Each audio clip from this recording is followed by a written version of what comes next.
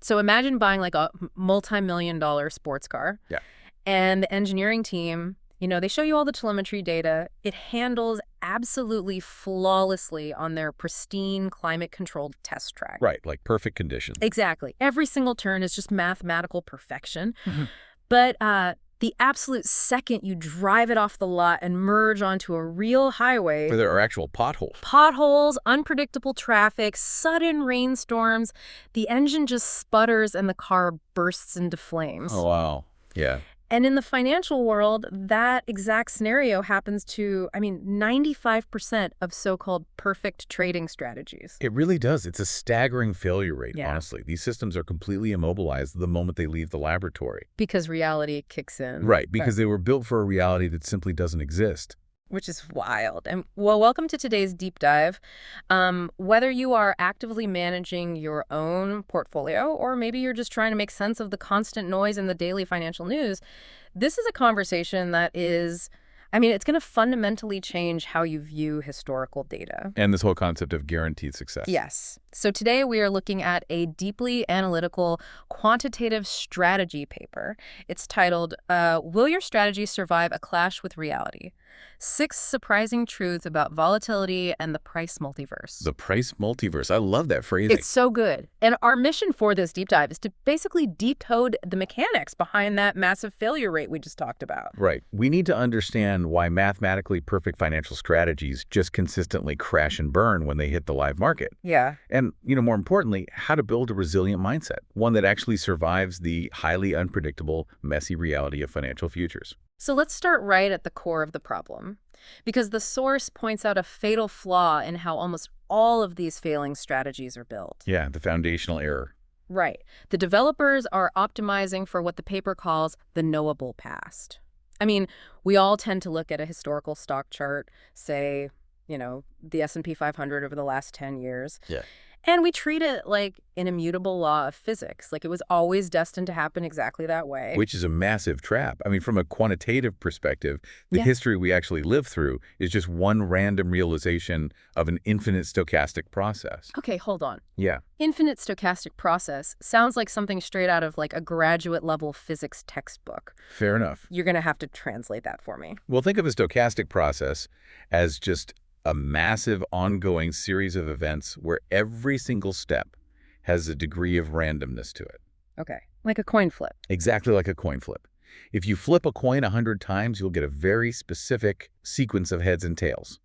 That specific sequence is your lived history. Right. But if you run that 100 flip experiment a billion times, you get a massive variety of completely different outcomes. Yeah. In statistics, we refer to our lived history simply as n equals 1. N equals 1. Right. Our actual recorded financial history is literally just a single path through what the paper beautifully calls the multiverse of price paths.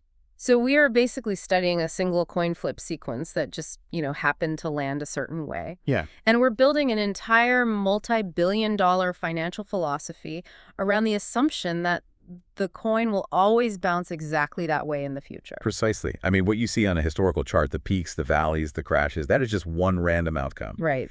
And it's heavily influenced by market volatility and fat tails. Fat tails, which is just statistician speak for extreme, highly rare events that have massive impacts. Exactly. So if you want a trading system to survive tomorrow, you cannot just build it for the one single timeline we happened to experience yesterday. You have to build it to survive the multiverse. And this is where the paper introduces a platform called Build Alpha, right?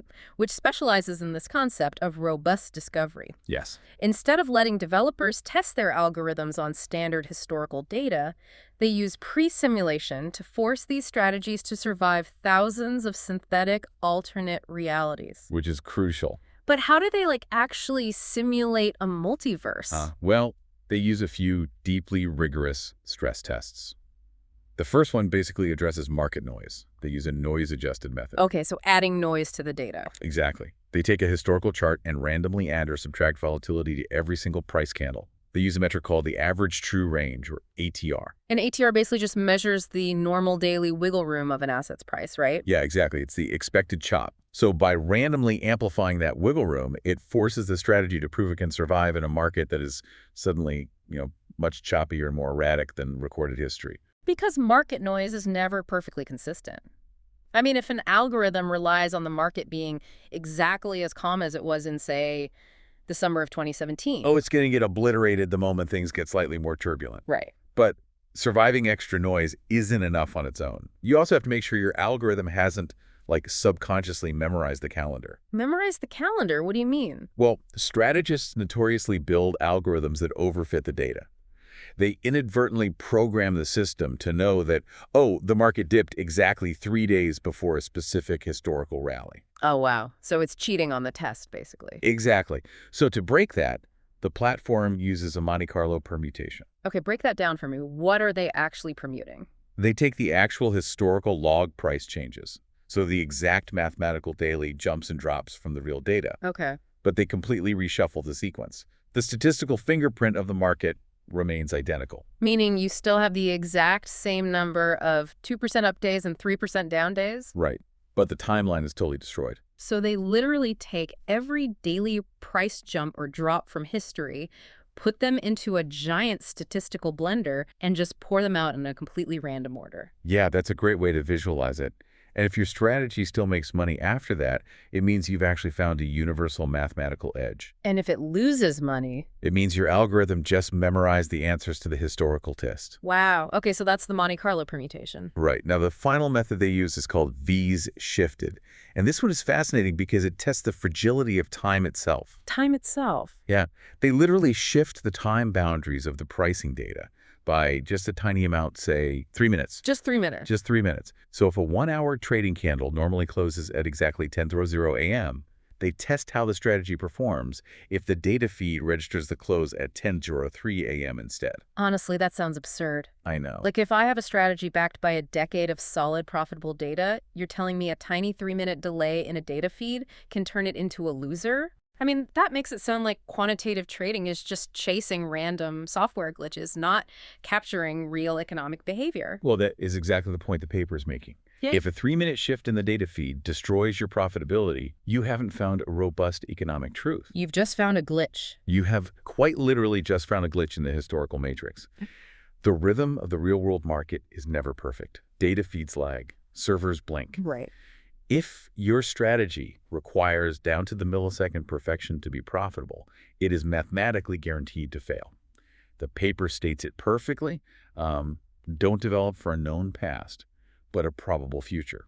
That transition from the math lab to human reality is just brutal, because even if you mathematically stress test a system across all these multiverse scenarios, you still have to execute it in the real world. And that physical execution is where the remaining surviving strategies often go to die. Yeah. Backtests create this deeply dangerous psychological illusion. It actually reminds me of playing a video game on practice mode. Oh, how so? Well, in practice mode, your character has infinite health, you never run out of ammo, the environment is totally static, and you can pause whenever you want. Right. The statistics say you are a flawless player. But then deploying a strategy in the live market, that's like jumping onto a highly competitive online server where your Wi-Fi keeps cutting out, your controller has a sticky button, and you haven't slept in 2 days. That is a brilliant way to frame it. Yeah. The offline stats look incredible, but reality is incredibly messy. Very messy. Backtests assume 100% execution of every single trade.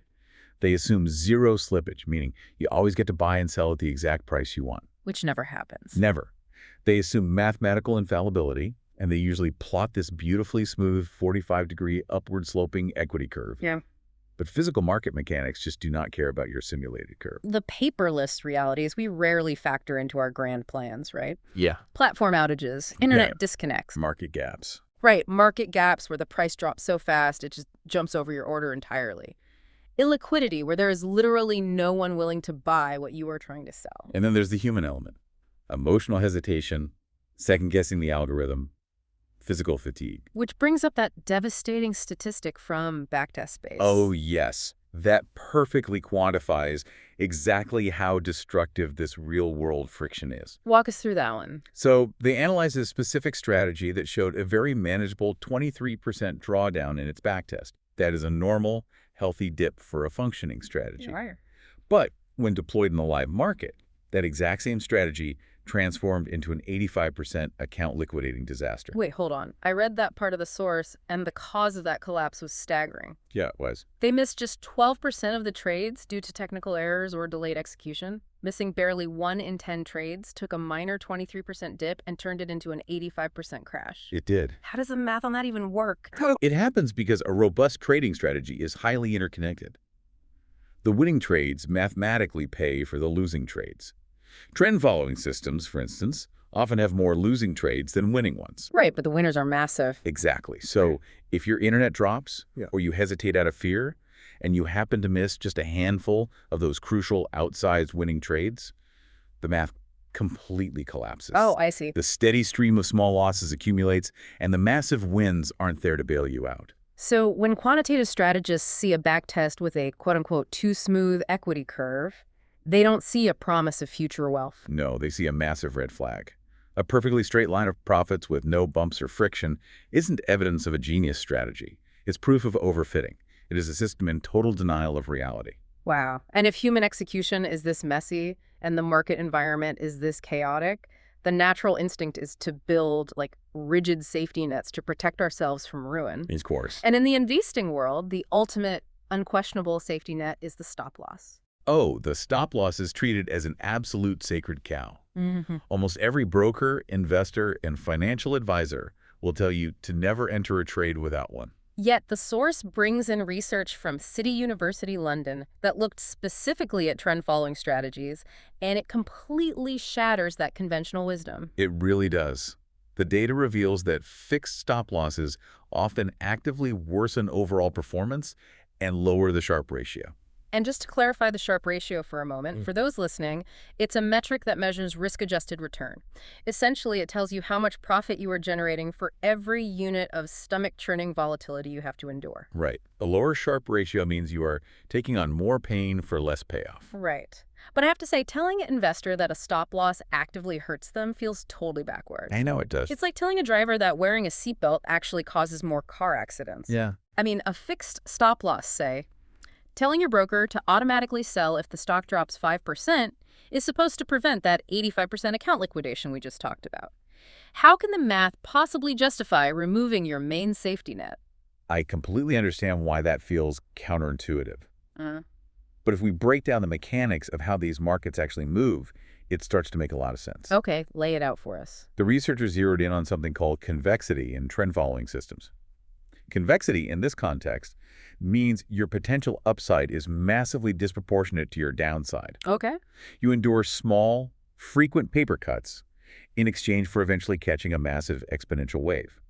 But you have to actually be in the market to catch the wave. Okay, so you need the big wave to make the math work. How does the stop loss prevent that?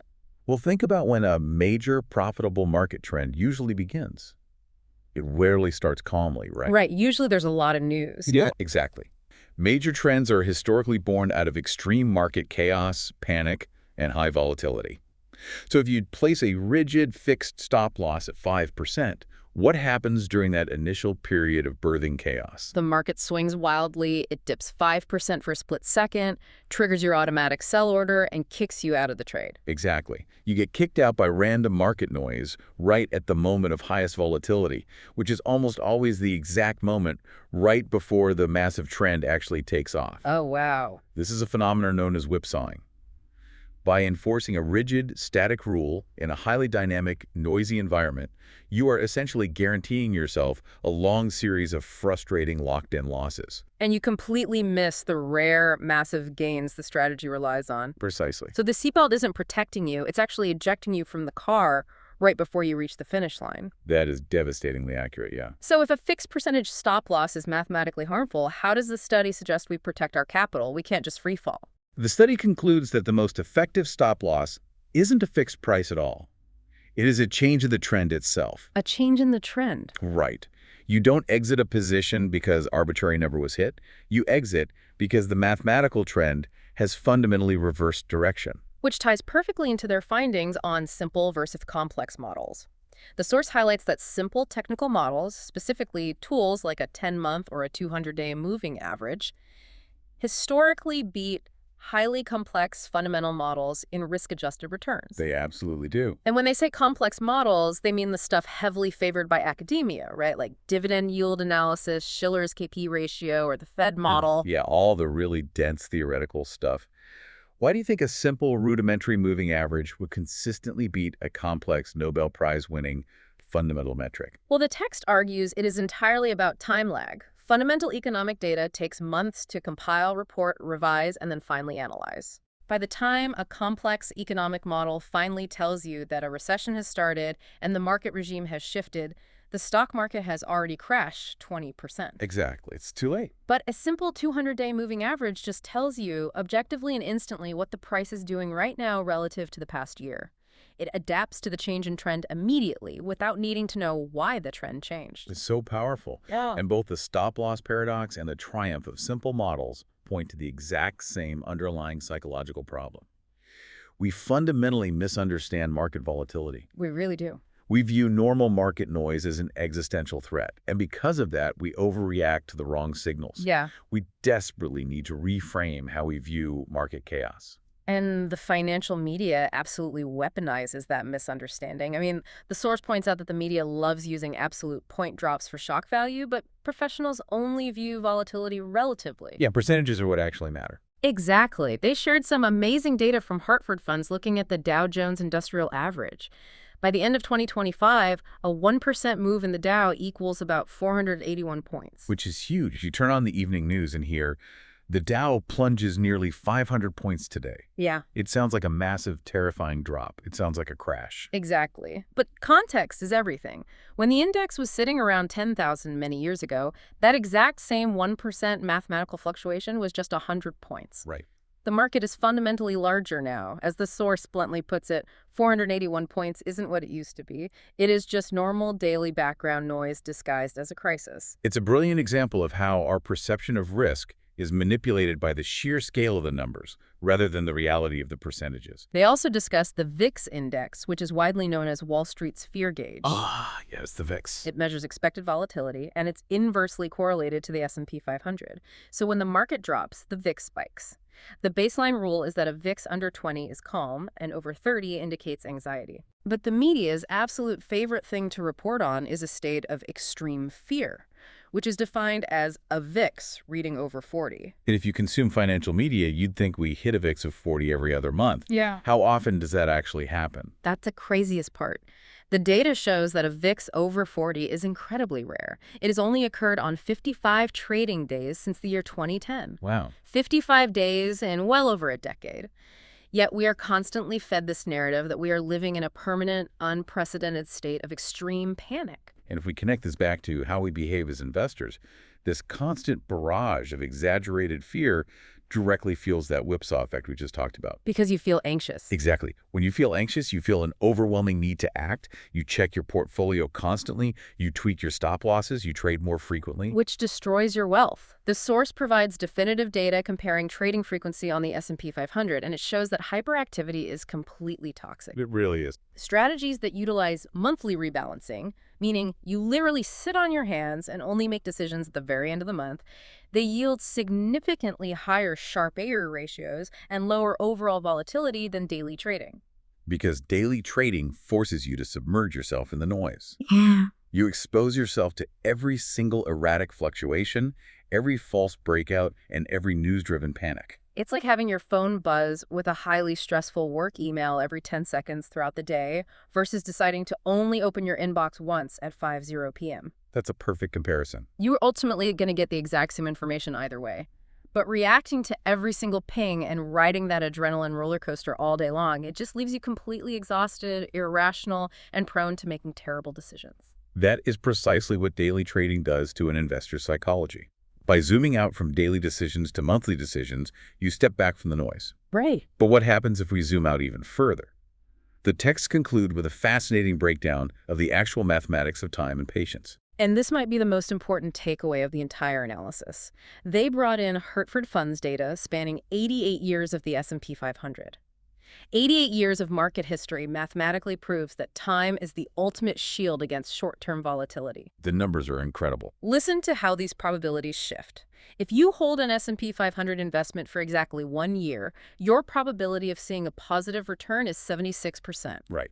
That's decent, but it still means a 1 in 4 chance of losing money. Exactly. But if you hold that exact same investment for 10 years, your probability of a positive return skyrockets to 98%. You are effectively letting the mathematical odds crush the random chaos of the multiverse. Yeah. The longer your timeline, the less those daily 500-point drops even matter. Exactly.